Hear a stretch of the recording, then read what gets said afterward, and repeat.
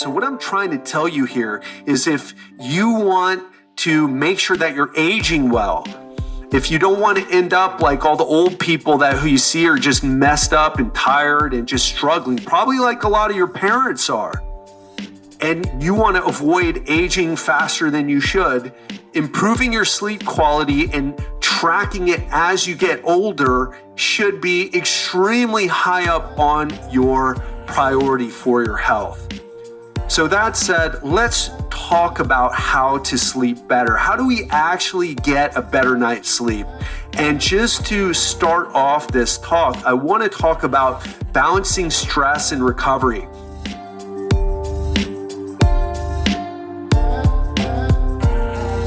What's up, my friends, and welcome back to another episode of the Legendary Life Podcast. I'm your host, celebrity trainer and high-performance health coach, Ted Rice. This is a podcast for men and women who are looking to boost their energy and upgrade their health. So get ready to learn proven health, fitness, and mindset strategies to unlock your full potential. And today, I've got an amazing episode for you. It's going to all be on sleep. In fact, I should call it the Sleep Masterclass.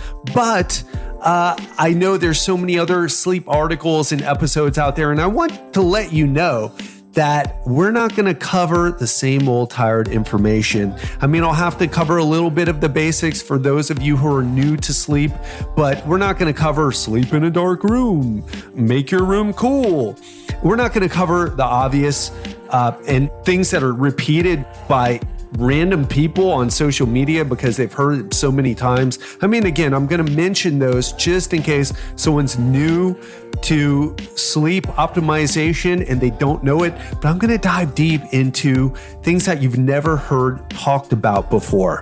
So that's coming up. If you're looking to optimize your sleep, if you're waking up in the morning not feeling rested, or if you wake up during the night multiple times, or if you're one of those people whose mind is running at night and you have trouble sleeping, or perhaps you're even suffering from a bout of insomnia, you're gonna wanna pay attention because we're gonna go over how to fix all that. So let's jump into it. Sleep, and specifically how sleep is affecting your weight loss, productivity, performance at work, and relationships. So let me be honest about something. I never cared about sleep when I first got into the health and fitness industry. I was 22 years old, and I was convinced that I knew quite a bit about training, nutrition, health, etc. And I did, right? I mean, I did. But especially for at the time, I was learning from the best people, and there wasn't the sheer amount of information that's available now. But I did get to the point where I spent most of my time looking for magic supplements, secret training methods, special exercises, and crazy diets to take me to the next level. But it never worked. And later on, actually in my 30s, I started learning about the power of sleep. And now I'm obsessed with optimizing my sleep quality. And there's a really good reason for it, because there's no supplement you can take. There's no workout you can do. There's no nutrition plan that you can follow to make up for poor quality sleep. It just doesn't exist. You have to focus on optimizing your sleep if you want to have the energy levels, if you want to be healthy, if you want to recover from your workouts, and if you want to be able to follow a nutrition plan without dealing with those incredible cravings that comes when you have short or bad quality sleep. So we're going to get into some of the science here, and then I'm going to get super practical, but I think it's important that you understand a little bit behind the science of sleep. So why do we sleep? I'll have you know this: sleep is a universal phenomenon. Every living thing must rest, whether it's a bear hibernating all winter or a deer sleeping only 2 hours at a time. Even unborn babies sleep about 16 hours a day in the womb. And some scientists believe that sleep is a time for the body to repair and balance itself. But it also does this while we're awake. It's repairing and balancing itself while we're awake. So sleep is in many ways a mystery. Scientists still don't even know all the reasons why it happens.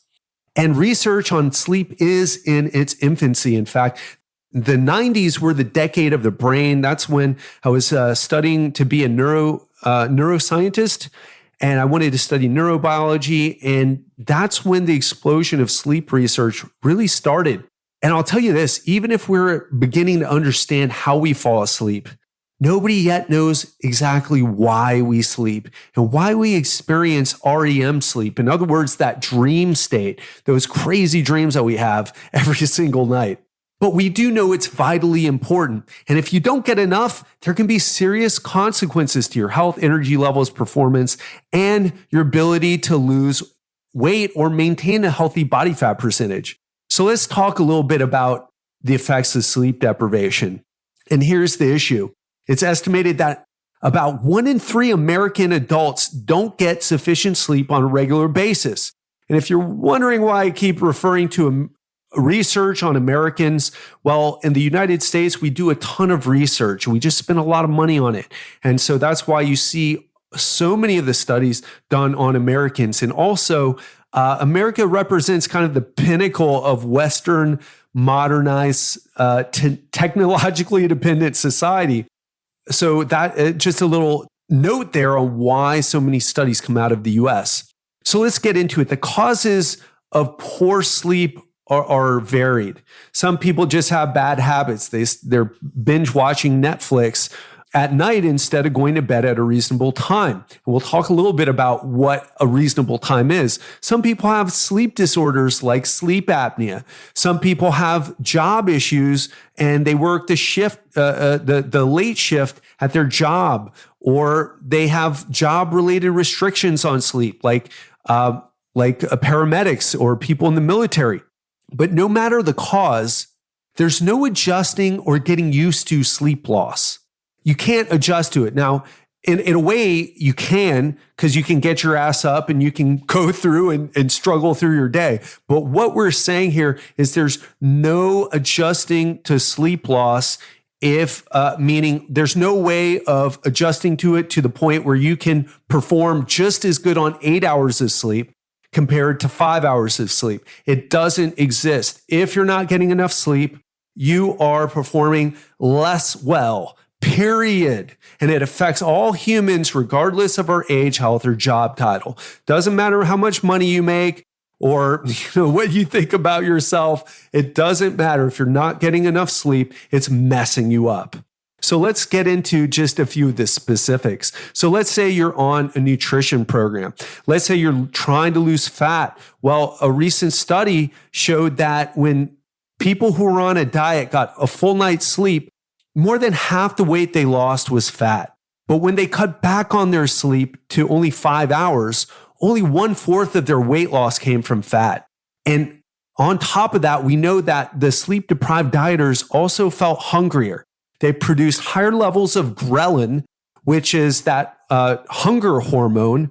That's that hormone that causes the grumbling in your stomach that we've all felt. So sleep is crucially important to dieting, to losing body fat. And it's one of the things, like if you're not paying attention to your sleep, you're just messing up. It's big time. So a good physique doesn't just require optimal nutrition and a good training program. You got to have sleep. Also, if you have chronic injuries or medical conditions that cause you pain, sleep deprivation causes an effect called central sensitization that makes pain receptors more easily triggered. So in other words, you feel more pain, right? So if you're someone out there, this is something I personally have struggled with. I was like, why am I in pain all the time? And then I started realizing my sleep was terrible. And as I started to get more sleep, I started feeling better. I was in less pain. Also, studies show that when you lose sleep, your focus and attention start to wane. In fact, you start performing like someone who's been drinking alcohol. So if you're trying to seal deals, if you're a person who closes deals, if you're a person who pitches deals or makes presentations or leads a company, or if you've got kids and you want to show up and lead your children, it doesn't matter what you do. If you want to do it well, you need good quality sleep. And if we want to even take it a step further, studies have shown that people who've slept fewer than 7 of the past 24 hours, so if you get less than 7 hours of sleep, you have higher odds of being involved and responsible for a car crash. Sleep deprivation is also implicated in many of the worst tragedies as far as like nuclear meltdowns and the Exxon Valdez crash. It's a huge issue, and it's just something that we just don't appreciate. So the people who sleep less than 4 hours are at the greatest risk. Also, if you have a history of depression or mental illness in your family or personally, sleep deprivation can trigger those things. It can trigger those things. Also, if you're a person who thinks you're addicted to sweets or addicted to junk food or you're a sugar addict, well, sleep deprivation increases cravings and causes what's called hedonic eating. In other words, you're eating for the pleasure. And the studies have shown that this happens even if you've already eaten a meal.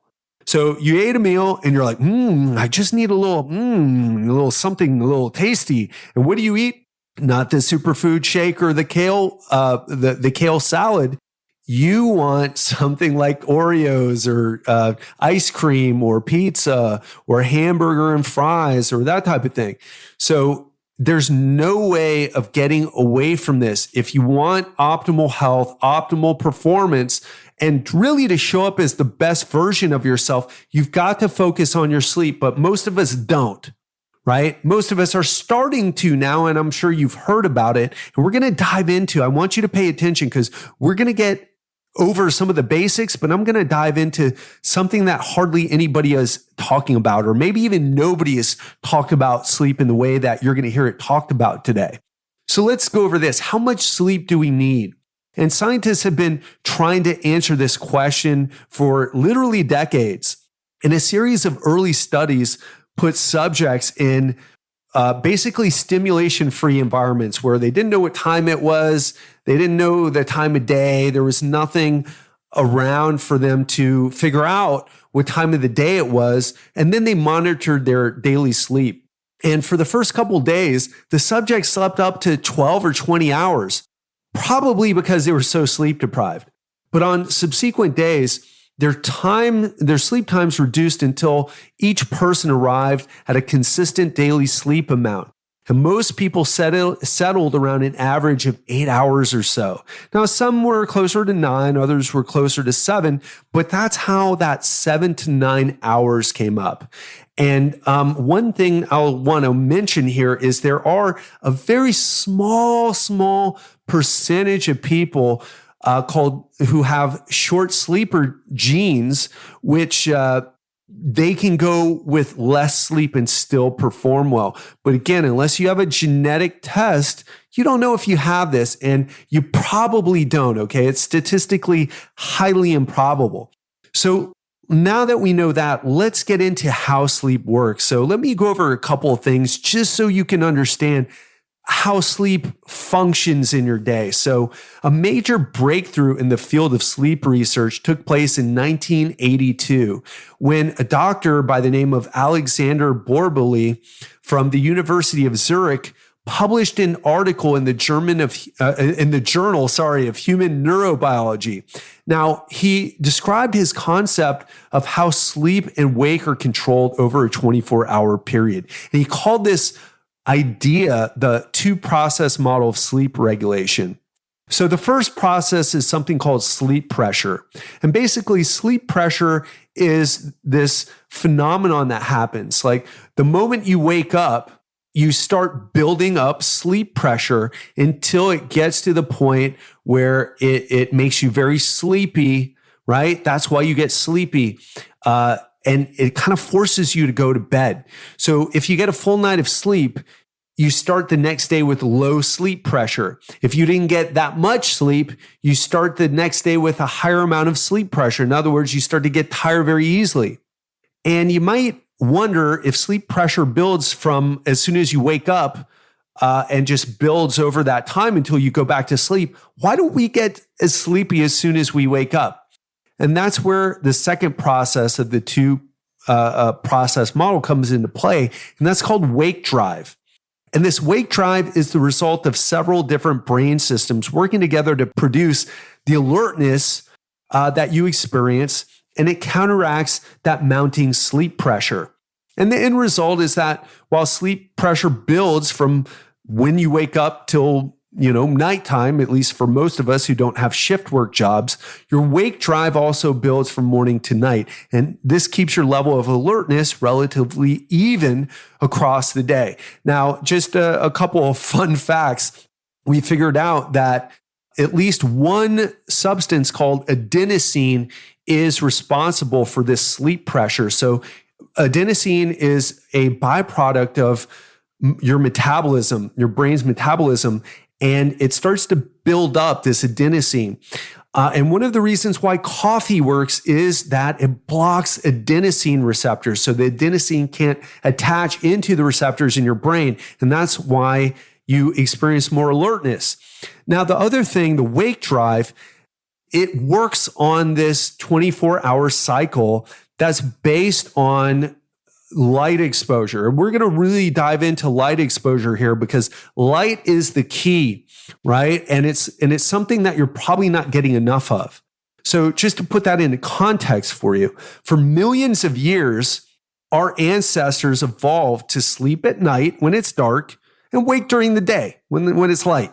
However, in the modern world, we work inside all day, most of us, often in areas that are darker than the outside world. Okay, what do we have? We got those crappy fluorescent lights. And then at night we get home and what do? Oh, well, you don't just sit there in the dark. You got to turn on that light. And we create this second daytime. And we look at bright screens like our televisions, our computers, and our smartphones. And so we have this really messed up situation where we have low light exposure during the day, then more light at night. And that's exactly the opposite of naturally occurring cycles. And it seems quite likely that this could cause a lot of the circadian the circadian rhythm issues that so many of us experience, where we're tired in the morning and wired at night. We're completely out of sync with nature. And again, humans have rules. You can't go without, just to tell you a quick story. I got into an argument with a guy online one time and I was just like, listen, biology trumps psychology. And he's like, well, if you believe that, then that's what you believe, but that's like a self-fulfilling prophecy. And I very simply responded to him, hold your breath and see, and use some psychological technique and see how long you can go without breathing. Use some psychological technique to go without drinking water and see how well you can handle dehydration. And then when it comes to food, yeah, go without that too. And use some psychological technique. Now, obviously, he wouldn't make it past the first one. Humans can't live without a couple minutes without oxygen to your brain. You start to get brain damage and then eventually you die. There's no way of going around that. There are rules to the human body. Just like you can't drive your car without changing the oil. Your car will break down. In fact, that's what happened to me one time in my 20s. I lost the first car that I ever bought myself. Well, thankfully, I only paid like $2,000 for it, but I lost a car because I just tried to drive that thing. I didn't pay attention to how it worked. And I lost a car because I wasn't changing the oil regularly. Yes, super stupid, but that's how I rolled in my early 20s, not too bright. And the same thing is true with human beings. There are just certain rules we have to follow. And the light dark cycles and being in sync with them is one of them. So let's talk about this idea of circadian rhythms a little bit. If you ever watched a vampire or werewolf movie, or if you're into bats, I don't know, whatever you're into, Giselle and I had an experience where we went into a cave in Cancun and these fruit bats were everywhere. Giselle kind of freaked out about it, but you've heard of the term nocturnal before. This term means active during the night. And in fact, bats, if you shine light on them, it makes them tired. And then if they're in darkness, they wake up. So this means that active, so again, that nocturnal means active during the night. Well, humans are what are called diurnal creatures. And I don't remember hearing that word until more recently. And that means we're active during the day and we rest and sleep at night. For example, can you see better during the day or at night? Right? Of course. We're designed to function during the day. It's how our biology is set up. And it goes beyond just having good eyesight during the day versus at night. It has to do with something called, again, your circadian rhythm. And a circadian rhythm is just any biological process that displays like an endogenous entrainable oscillation of about 24 hours, to use the highly sciencey explanation of it. So in other words, it's just a pattern of biochemical changes that are on this 24-hour clock. And by the way, your circadian rhythms are set rather by your circadian clock. And so these things are synchronized with the light and dark cycles of the earth. So why am I telling you this? Because if you don't get this basic idea of how we're designed, you're not going to be able to understand why we do certain things to optimize our sleep. Okay, you've got to understand this basic stuff if you want to understand, okay, well, why do I have to do this thing to improve my sleep?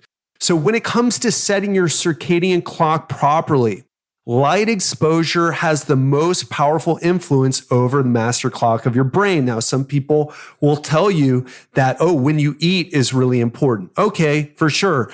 But what it really comes down to is light. In fact, light is crucial for good health. We can even consider it a form of natural medicine. You could consider it a form of supplement. You can consider it something that you should get in your daily regimen, just like how you get some exercise or you get some good quality nutrition. That's why I get crazy when people are arguing about nutrition. And I'll tell you, they're probably arguing because they're sleep deprived and their amygdala, their fight or flight mechanism is on haywire because their amygdala is more active because they haven't gotten enough sleep at night.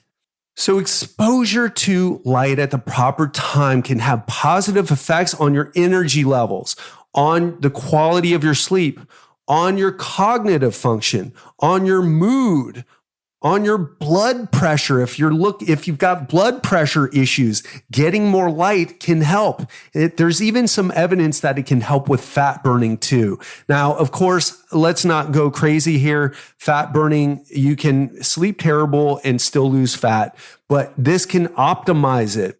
So exposure to light at the proper time can have all these great effects. Conversely, light exposure at the wrong time can cause all these problems for you. All right. Basic stuff that we need to understand. Now, let's talk a little bit about sleep. So that's what we've gone over, the two processes. We've gone over the sleep pressure. We've gone over the sleep-wake drive or the wake drive. Sorry. We've gone over circadian rhythms and how there's this 24-hour rhythm that our brains are synced to, and it has to do with light, and light is the most important thing. So now let's talk about the stages of sleep. So there's 4 stages of sleep. I'm not going to get too crazy with this because you can really talk a lot about this stuff and about the different brain waves that happen. And I'm not really sure how going into too much detail here is going to help you.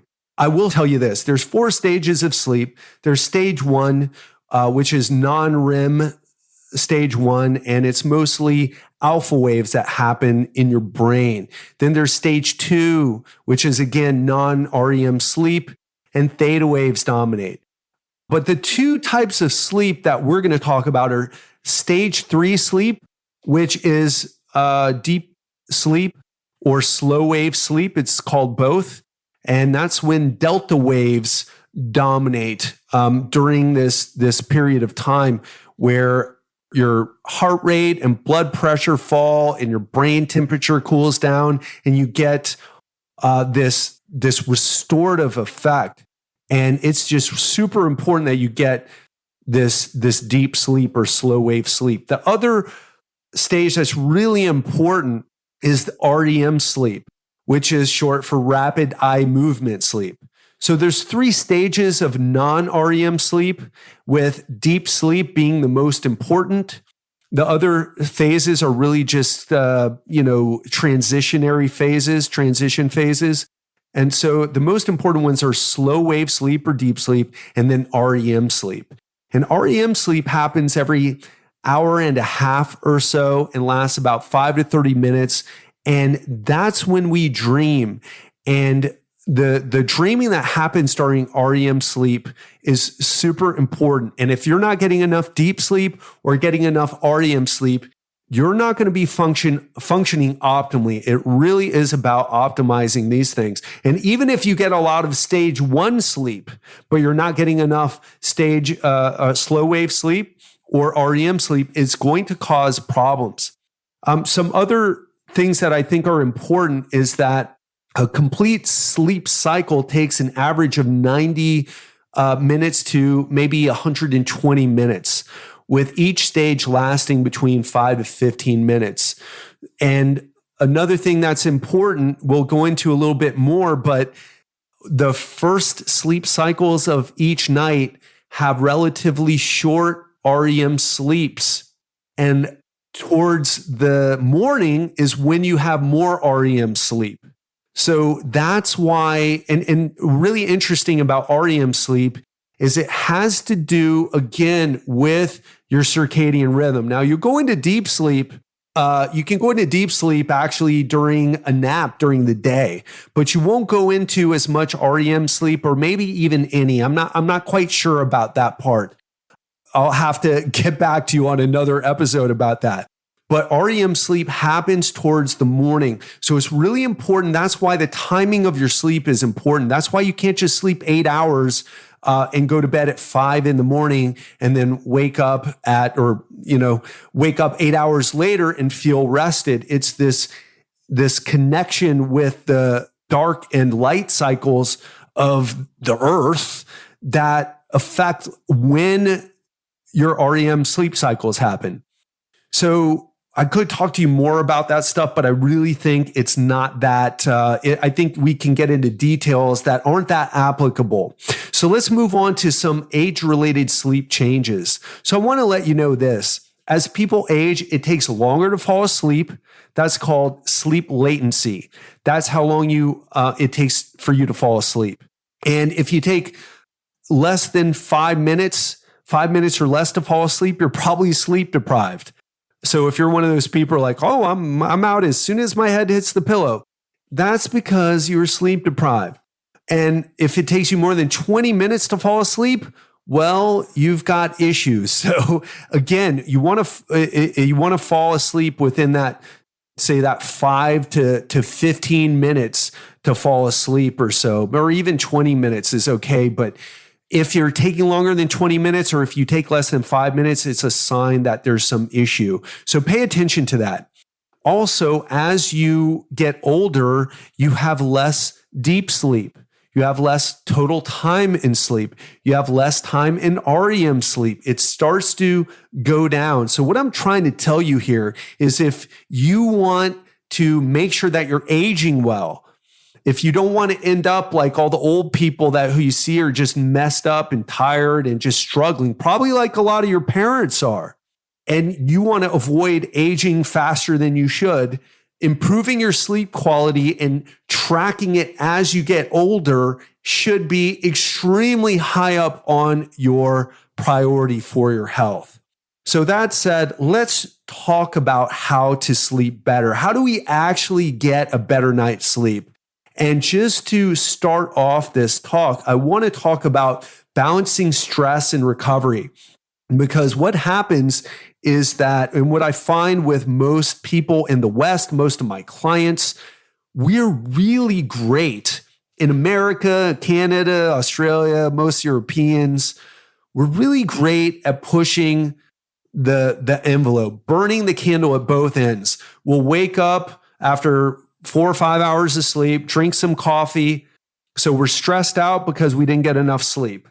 We're stressed out because we drank some coffee. Then we work a stressful job for 8 hours a day and then come back and stress our bodies out by eating a lot of junk food because that's what we're craving because we're so sleep deprived. We have that hedonic eating, right? And then we stay up too late watching Netflix shows and we're just running this cycle of stress. In fact, I've joked around by issuing challenges. I'm like, hey, you think you're tough? Try this challenge out. And people are like, oh yeah, I'm tough. I can work all night. I can go with no sleep. I can work out for hours at a time. I can work for 10 hours straight. I can push me to the edge. What's your challenge, Ted? What are you going to challenge me to do? I'm ready for it. Cool.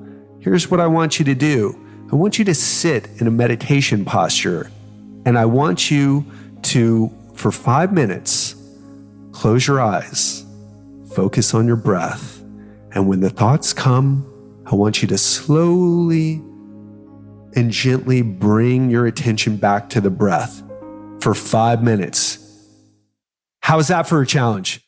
And people are like, oh, I've tried meditating before. Oh man, that is not what I thought was coming.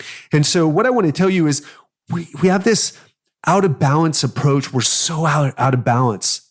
And what this has to do with is our autonomic nervous system, something that you've probably heard before. You probably heard of your sympathetic nervous system, which is your fight or flight nervous system. You probably heard of your parasympathetic nervous system, which is your rest and digest. And what happens is things like excessive inflammation, chronic inflammation, heart disease, diabetes, all these chronic diseases that we're coming down with in the modern world are connected to our too much sympathetic nervous system activity, too much adrenaline, too much norepinephrine, and which is adrenaline for your brain. And we don't balance out. We don't balance it out. We're so out of balance all the time. We lift weights. We do high intensity interval training. We do martial arts, competitive sports. We drink venti frappuccinos from Starbucks and 5-hour energy drinks and Red Bull and vodka. We'll work high stress jobs. We'll work 10 hours a day sitting in our chair, getting yelled at by our boss or busting our employees' balls. And then we'll go without sleep. That's our thing. But we don't do the parasympathetic activities that bring us back into balance. Like I said, you want to challenge a high performance person, challenge them to do a meditation. If you want a real challenge, don't sign up for a Tough Mudder. Don't sign up for a CrossFit. You want a real challenge? Step up for real and do a meditation. Do a one-day meditation retreat, a Vipassana one-day meditation retreat. Do a Qigong course for 3 hours. Do a yoga retreat. These are the types of challenges that you really need, not more stress. It's so ridiculous. And one of the things that I'd like you to challenge you to is sleep better, go to bed earlier. Those are the things we have a problem with. Most of us are high performance. We're stressed out. We'll work hard. We'll do crazy workouts and high intensity interval trainings and walk around all irritable and stress out in traffic. Right. But if you challenge us to do Qigong, real slow movements, coordinated with our breath, or even worse, to sit there in silence in a meditation posture and focus on deep breaths, it freaks us out.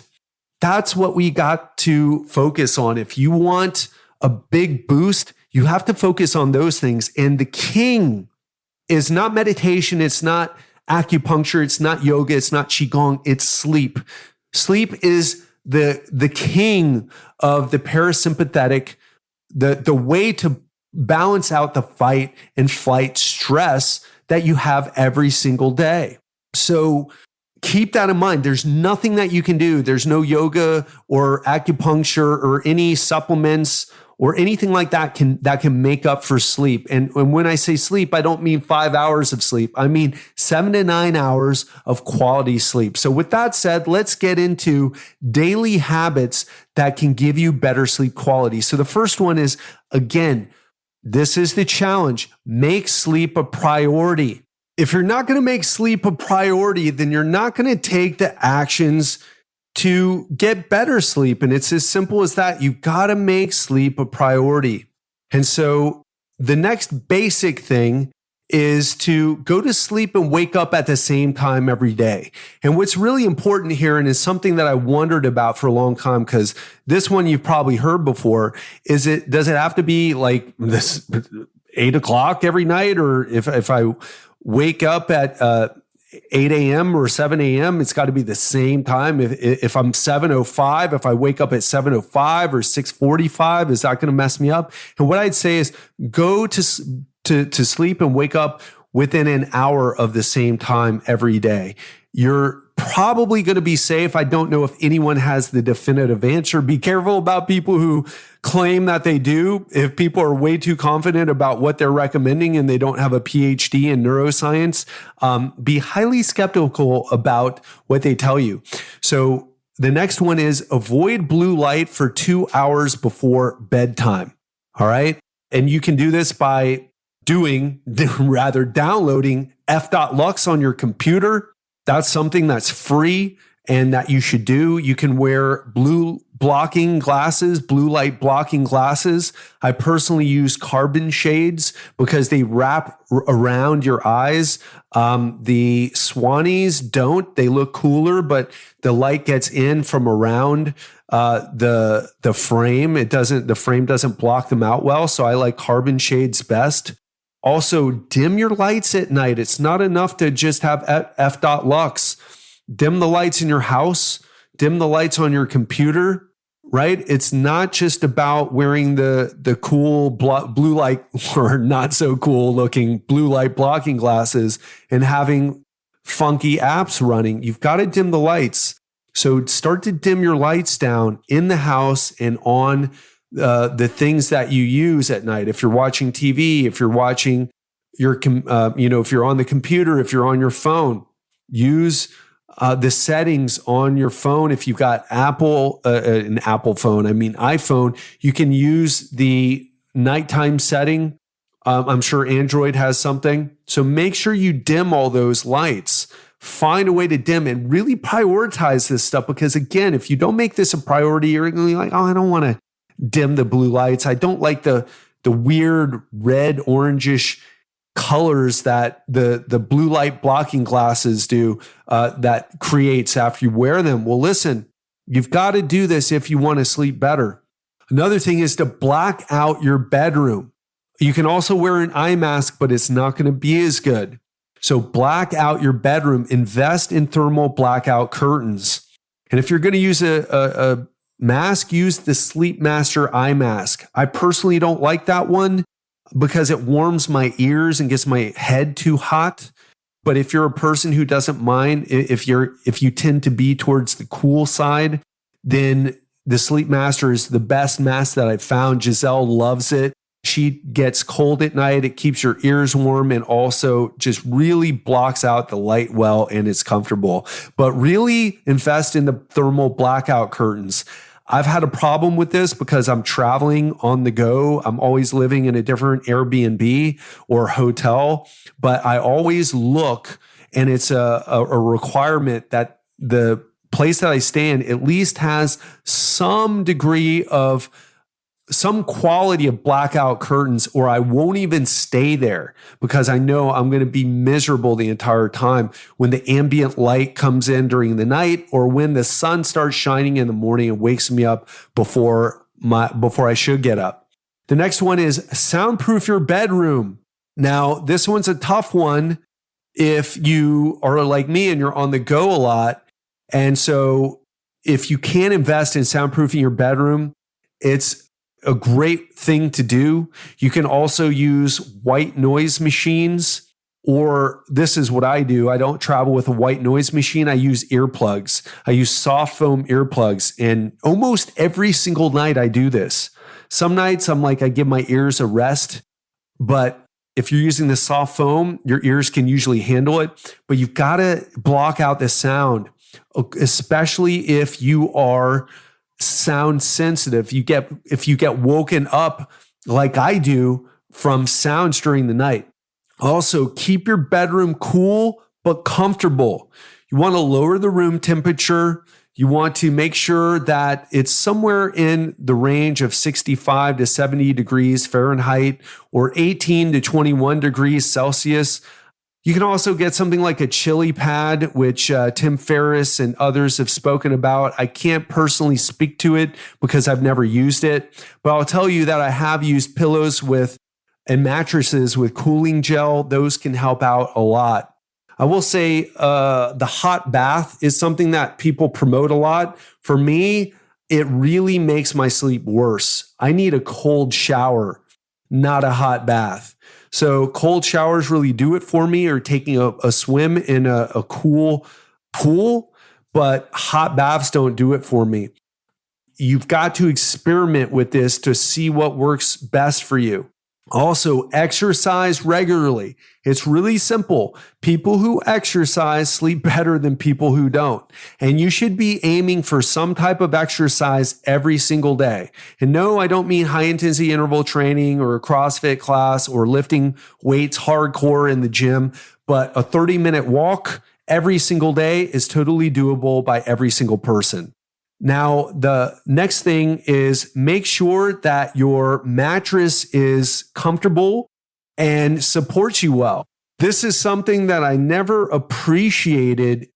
I've slept on some of the worst beds ever. Like, you're laying on a bed, the bed's uncomfortable, and you feel the spring pushing into your body. And I really slept poorly as a result. So you've got to make sure that you have a comfortable mattress. If it's too soft, it can make your back hurt because your low back goes into extension during the night if you sleep on your back, or it goes into too much lateral flexion if you sleep on your side.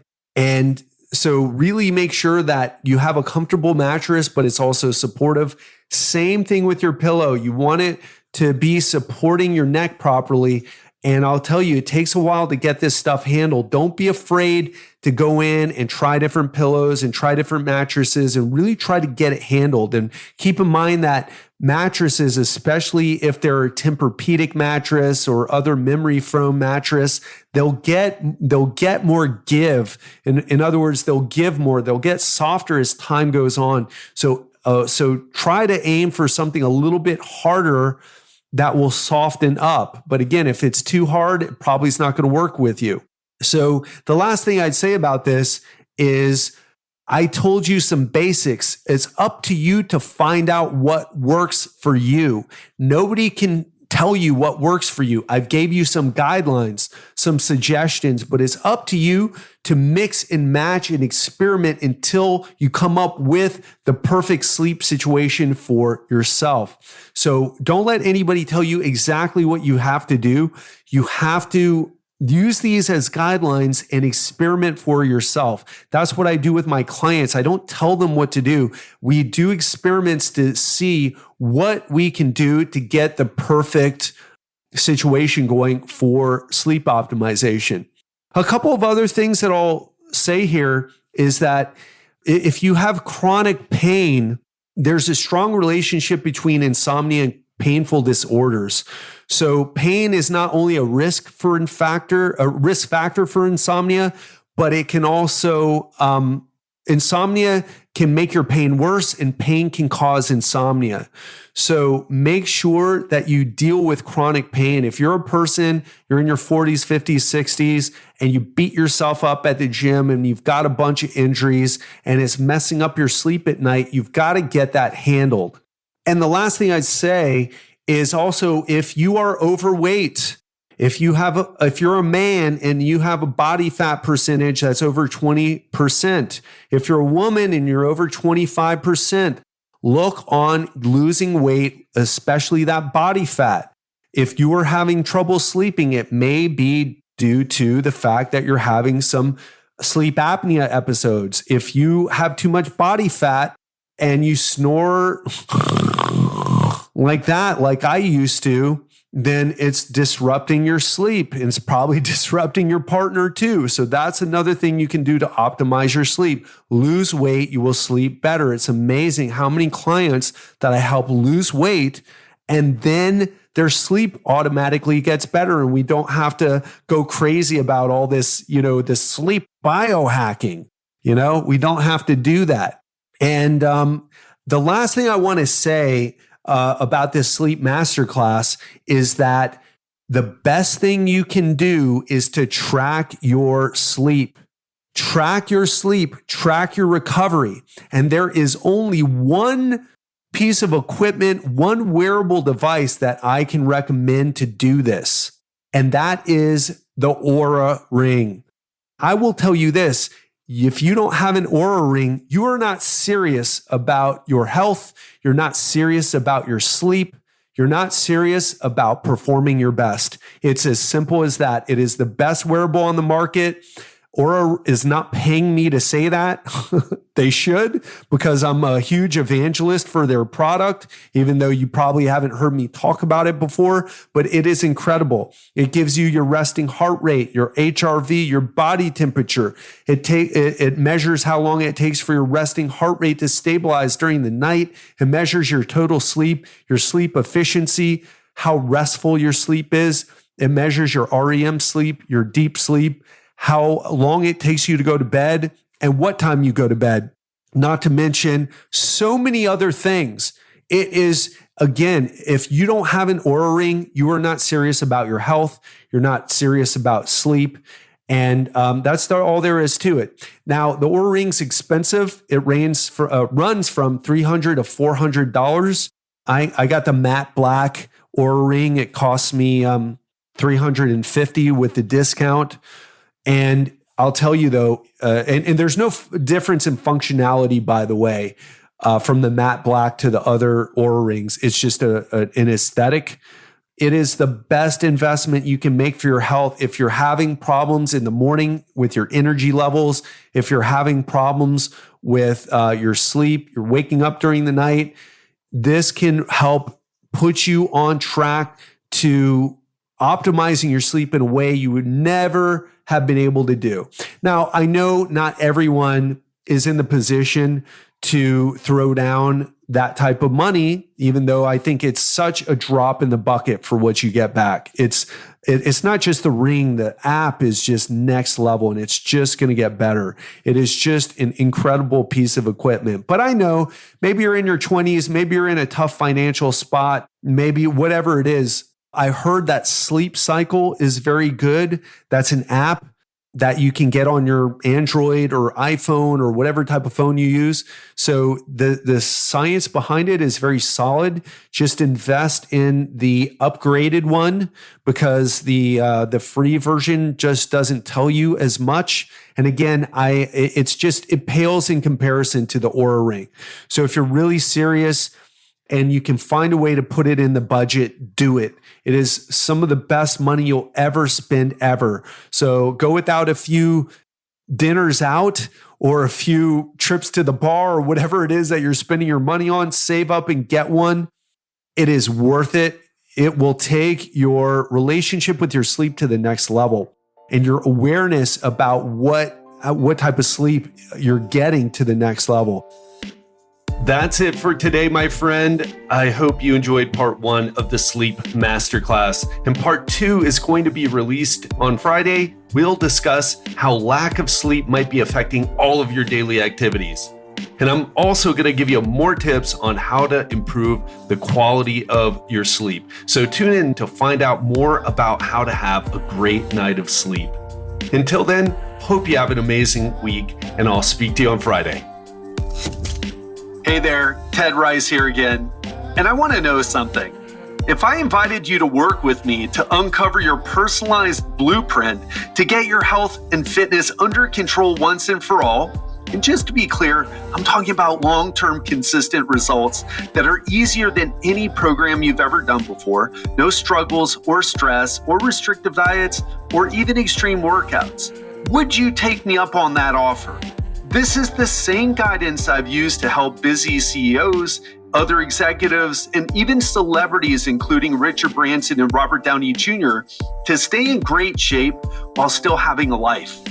To learn more, what I want you to do is go to legendarylifepodcast.com/chat and message the word offer, that's OFFER, to my chat team.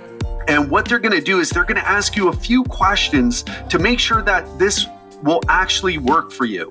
Then, once they determine that, they'll share the specifics of how I can help you. So again, if you're interested, go to legendarylifepodcast.com/chat and message the word offer to my team, and they're going to handle it from there. And just a PS, this offer has limited spots available. We're talking about 12 committed people max. So if you want to know more, go to legendarylifepodcast.com/chat and my team will be more than happy to assist you. Hope you're having a great one and talk to you soon.